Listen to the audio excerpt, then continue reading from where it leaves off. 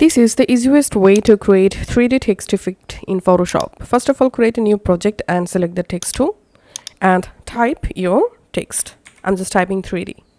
And then click on OK. Select the selection tool and make your text bigger. Now select the text layer and click on FX and select drop shadow. And here select drop shadow color. I'm selecting black color.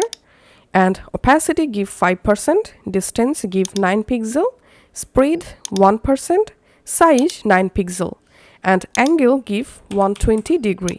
And then click on OK. Now press Ctrl T and press this up arrow key for once and hit enter key. Now you have to press Ctrl Shift Alt T multiple times to make your text 3D, just like this. Once you're happy with your 3D text, now go to your layer panel and select the first text layer and scroll down all the way to the bottom. Now hold down the shift key and click on your last text layer. This will select all of your text layer. Now just press Ctrl G to group all of your text layers. Now select the group and click on FX, drop shadow.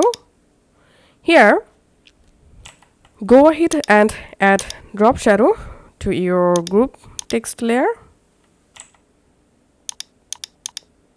Once you're happy, just click on OK. And this is how you can actually make 3D text effect in Photoshop.